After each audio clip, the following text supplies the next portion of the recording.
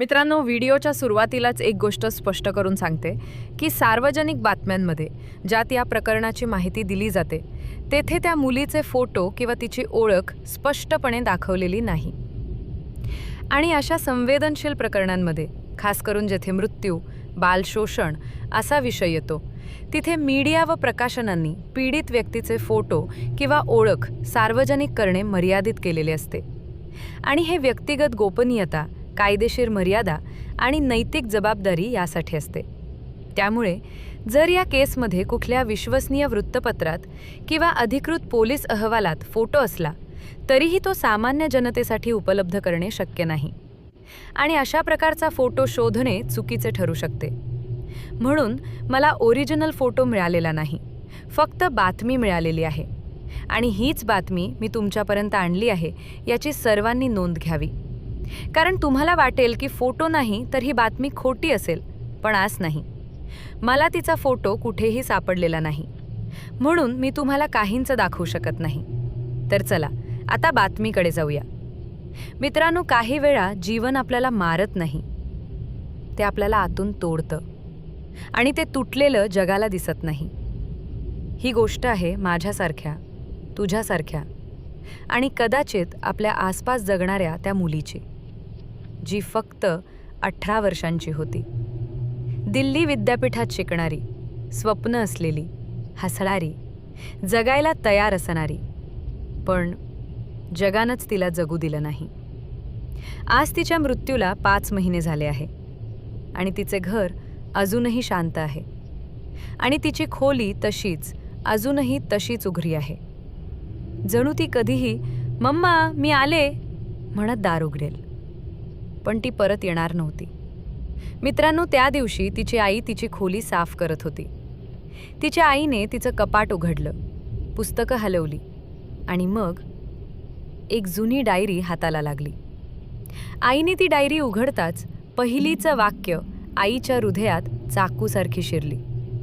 कारण त्यात लिहिलं होतं की मी फक्त 6 वर्षांची होते तेव्हा तो मला खेळायच्या निमित्तानं बाजूला नेत असे. आणि तिथे माझ्यासोबत खूप काही करायचा आणि म्हणायचा, "जर कोणाला सांगितलं तर तुला मारून टाकीन." मी छोटी असल्यामुळे मला काही समजतही नव्हतं. पण एक गोष्ट सत्य आहे की मी रोज आतून मरत होते. आईचे शब्द आता थरथरत होते आणि ती आईसुद्धा भीतीने कापत होती.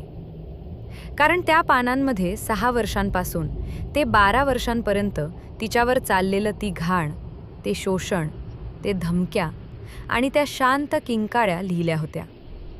आणि हो, तो आरोपी होता कुटुंबातीलच एक नातेवाईक. आता हे सगळं वाचून तिच्या आईनं ताबडतोब पोलिसांकडे तक्रार दिली. आणि पोलिसांनी त्या नातेवाईकावर POCSO आणि IPC कलम 376, कलम 354A, कलम 506 या कठोर कायद्याअंतर्गत गुन्हा दाखल केला.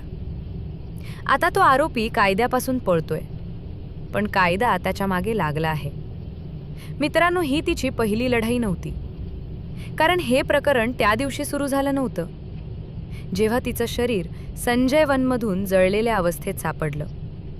ते सुरू झालं होतं त्या दिवशी जेव्हा तिने एका मुलाला नाही म्हटलं. तो मुलगा तिच्या मागे लागला असताना तिचा कॉलेजपर्यंत पाठलाग करायचा. कधी कधी घरापर्यंत त्रास देत यायचा, कधी फोन फेकायचा तर कधी धमक्या द्यायचा.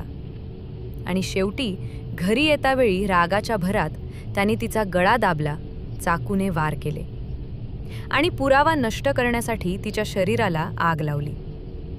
मित्रांनो, तो आरोपी आता जेलमध्ये आहे. त्याच्यावर मर्डर चार्जशीट दाखल झाली आहे. पण कधी कधी मला असं वाटतं, आपण कुठे चुकतो आहोत? की मुली चुकत आहेत? की समाज चुकतोय? की आपलं शांत राहण चुकतोय?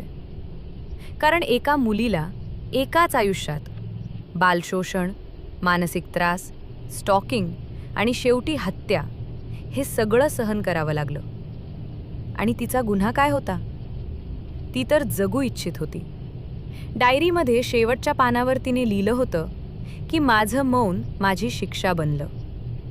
पण जर कधी माझा आवाज जगापर्यंत पोहोचला तर कधीच कुठली मुलगी शांत बसणार नाही. मैत्रिणींनो, आज तिचं शरीर नाही, पण तिचा आवाज आपल्यामध्ये जिवंत आहे. आणि आजपासून एखादं मूल अचानक शांत झालं तर विचार करा, आणि एखाद्या मुलीला घाबरलेलं पाहिलं तर तिच्याजवळ बसा. जाता जाता एवढंच म्हणेल की कदाचित न्याय उशिरा मिळेल, पण जर समाज जागा झाला तर पुढची मुलगी मरायला नको.